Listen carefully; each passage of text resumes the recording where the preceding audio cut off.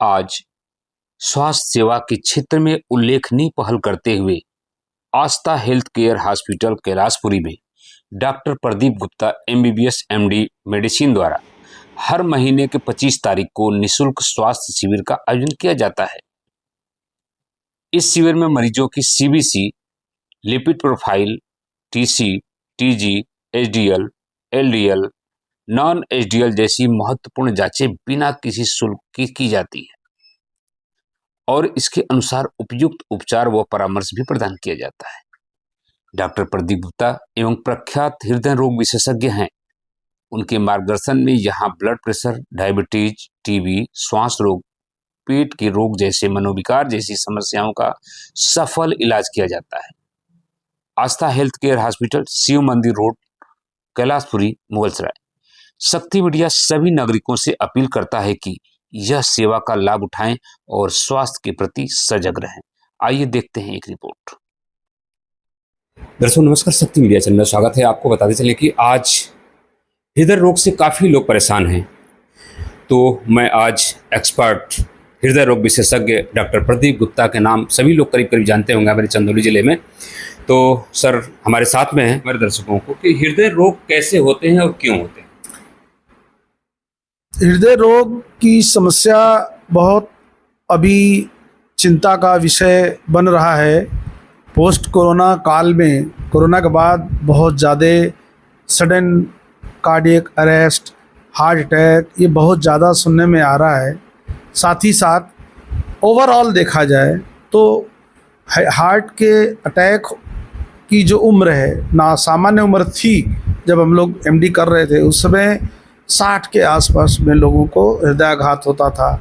आज ये उम्र घट करके 40, 42, 45, 52 हो गई है, जो बहुत ही चिंता का विषय है कि इतना ज़्यादा मात्रा में नवयुवकों को जो अपने प्रोफेशन में, अपने काम में, अपने फैक्ट्री में, अपने व्यवसाय में जब पीक पर होते हैं तब उन्हें इतना बड़ा ब्लो मिलता है हार्ट अटैक का, जो कि उनके काम को तहस नहस कर देता है, उनकी सफलता को, उनके कार्य को, परिवार को में बीच अधर में छोड़ देता है और बहुत बड़ा परेशानी का सबब बन रहा है।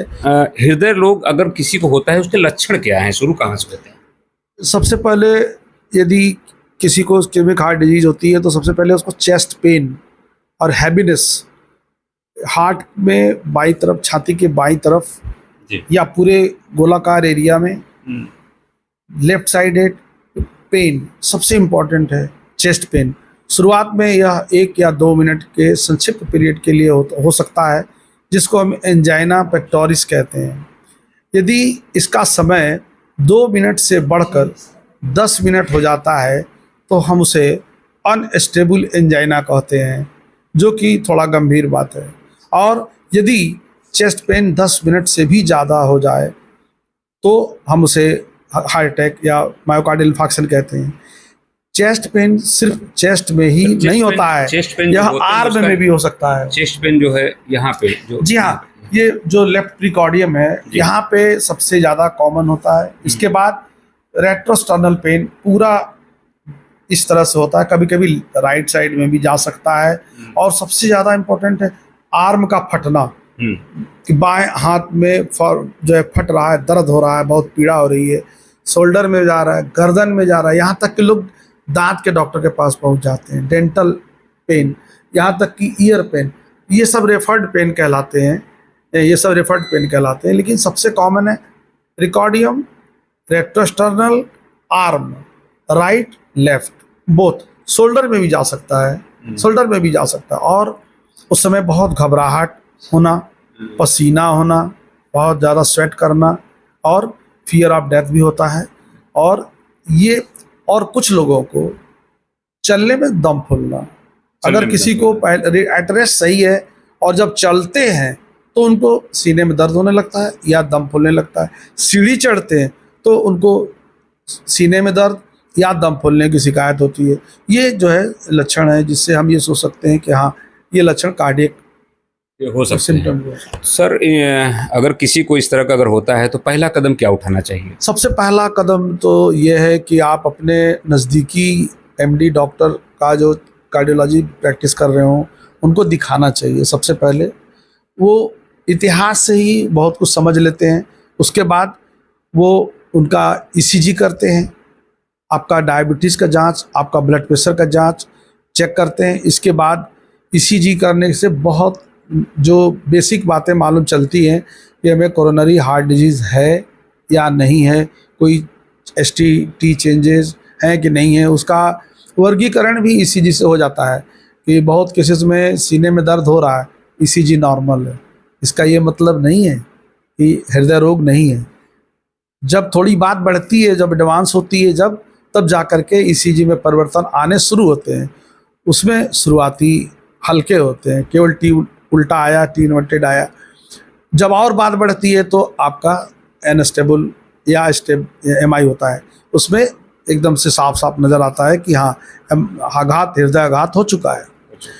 तो इसका अगर किसी को ईसीजी में परिवर्तन आ रहा है, ईसीजी में हिंट मिल रहा है और एमडी डॉक्टर साहब डिसाइड करते हैं कि इनको टीएमटी ट्रेडमिल टेस्ट करना है या इको करना है, तो टीएमटी और इको भी सजेस्ट किया जाता है 2 नंबर पे। और तीसरे नंबर पे आजकल पहले से हम लोग एंजियोग्राफी कराते हैं, जो जांघ के पास वेन को काट करके कैनुला ले जा करके कोरोनरी एंजियोग्राफी कराई जाती है। और आजकल सीटी स्कैन से नॉन इन्वेसिव तरीके से बिना चीरा लगाए भी कोरोनरी एंजियोग्राफी हो रही है, जिसे सीटी एंजियो कहते हैं।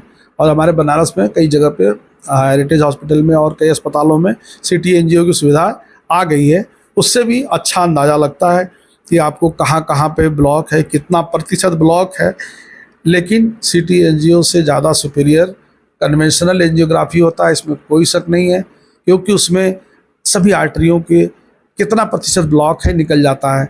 50%, 60%, 80%, 90% कंप्लीट ब्लॉकेज, ये सभी चीज़ें एंजियोग्राफी से क्लियर हो जाती हैं। सिटी एंजियोग्राफी से सिटी एंजियोग्राफी से ज़्यादा अच्छा जो कन्वेंशनल एंजियोग्राफी होता है, जिसमें पूरा ब्यौरा मिल जाता है कि कितना प्रतिशत ब्लॉक है और किसमें स्टेंट लगेगा और किसमें बाईपास सर्जरी का निर्णय होगा।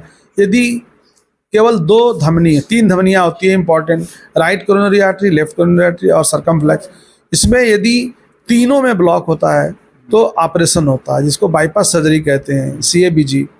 और यदि केवल 2 में होता है तो स्टेंट लगाए जाते हैं। ये स्टेंट सभी मेडिकल कॉलेजेस में लगाए जाते हैं, प्राइवेट हॉस्पिटल्स में भी लगाए जाते हैं, और बहुत से पेशेंट जिनका आयुष्मान है उनको उस सुविधा के अंदर भी लगाए जाते हैं।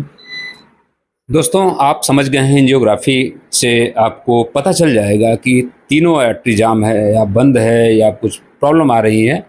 इसी के साथ दोस्तों मैं सर से ये जानना चाहूँगा, अगर उनके पेन हो रहे हैं, अगर पहले प्रकार से पेन हो रहे हैं, जैसे आपने बताया यहाँ दर्द हो रहा है, यहाँ दर्द होते ऐसे जाता है, तो सर पहले अगर घर में है, अगर दूर है, डॉक्टर नज़दीक नहीं है, तो वो पहला प्रिकॉशन क्या करे या कैसे उपाय करे? बहुत ही अच्छा सवाल आपने पूछा डीके जी, कि अगर कोई व्यक्ति घर में है और उसको इसी तरह का चेस्ट पेन हो रहा है, पसीना हो रहा है, घबराहट हो रही है, डॉक्टर की अवेलेबिलिटी क्वेश्चन मार्क है, अभी डॉक्टर के यहाँ पहुँचने में देरी है, तो उसे क्या करना चाहिए?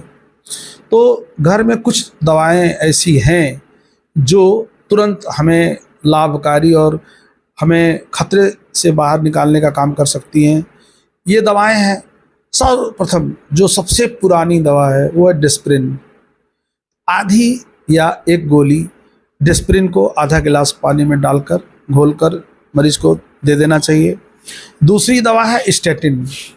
स्टेटिन वही दवा है जिसके लिए इनके खोज करने वालों को नोबेल प्राइज़ मिला था। आप अंदाज लगा सकते हैं कि स्टेटिन कितनी महत्वपूर्ण दवा है, और उसने पूरे हार्ट डिजीज़ के मैनेजमेंट को बदल के रख दिया है। मतलब बहुत सारे ऐसे पेशेंट जिसको जो है स्टेंट लगने का डिसीजन हो गया था, वो दवा से ठीक हो जा रहे हैं, और हम लोग इसको बहुत ज़्यादा इस्तेमाल में ला रहे हैं। उसके डोज अलग अलग होते हैं, गंभीर में ज़्यादा डोज दिया जाता है 40 आपने बताया डिस्प्रिन और ये, हाँ, दूसरा पहला दवा डिस्प्रिन है, दूसरी दवा स्टेटिन है, और तीसरी दवा जो सब लोग जानते हैं सॉर्बिट्रेट, कि भाई सॉर्बिट्रेट घर में रखना है, बेड के पास रखना है, पर्स में रखना है। और यदि पेन हो रहा है और शंका है कि ये हार्ट का हो सकता है तो सॉर्बिट्रेट की एक गोली खाई जा सकती है या जीभ के नीचे रखकर चूसी जा सकती है। ठीक है। और बहुत कई बार लोग गैस से कंफ्यूज करते हैं कि हमें गैस हो गया, हार्ट होता है बोलते हैं गैस हो गया। इसके कन्फ्यूजन में बहुत लोग रहते हैं, ये बहुत अच्छा बात नहीं है। इसीलिए जब कभी आपको ऐसा फील होता हो तो आप ये समझ के इसको हल्का न ले ये गैस हो सकता है। जी नहीं, आप दिखाएं डॉक्टर साहब को, अपना ईसीजी कराएं, अपना लिपिड प्रोफाइल कराएं, ब्लड प्रेशर शुगर सब जांच करवाएं और डॉक्टर साहब को ये डिसीजन लेने दें। ये लक्षण दोस्तों, इसी संदर्भ में मैं सर से जानना चाहूँगा कि अभी चेस्ट पेन जो होता है तो उसके लिए आपने दवा बताया, घर में इलाज नहीं हो सकता, लेकिन जो उपाय बताया डिस्प्रिन और 2 गोलियों का जो हमारे चैनल के माध्यम से देख रहे हैं उससे उपयोग करें और घर में रखें। लेकिन ये पूरा उपाय नहीं है। अगर ये दर्द बना है लगातार तो अपने नज़दीकी केंद्र पर जाएं। अगर जो चंदौली ज़िले के लोग हैं तो एक्सपर्ट हृदय रोग विशेषज्ञ डॉक्टर प्रदीप गुप्ता कैलाशपुरी मोड़ मुगलसराय में हैं, जिनसे संपर्क आप कर सकते हैं। यहाँ पर हर 25 तारीख को एक जांच की सुविधा दी गई है जो निःशुल्क होती है और बाकी प्रक्रिया अल्ट्रासाउंड, इको जो भी होता है डॉक्टर साहब के संज्ञान में ही कराएं।